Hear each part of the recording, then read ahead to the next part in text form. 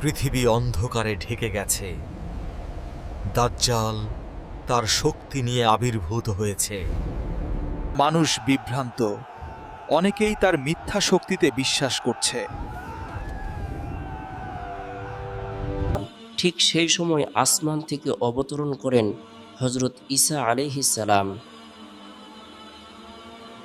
আলো ও অন্ধকারের মুখোমুখি সংঘর্ষ শুরু হলো।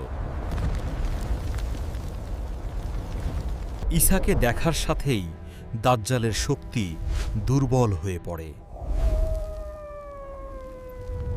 যেমন আগুনের কাছে মোম গলে যায়, তেমনি দাজ্জাল গলতে শুরু করে। অবশেষে সত্যের জয় হয়, পৃথিবীতে ফিরে আসে শান্তি। আলো ও অন্ধকারের মুখোমুখি সংঘর্ষ শুরু হলো।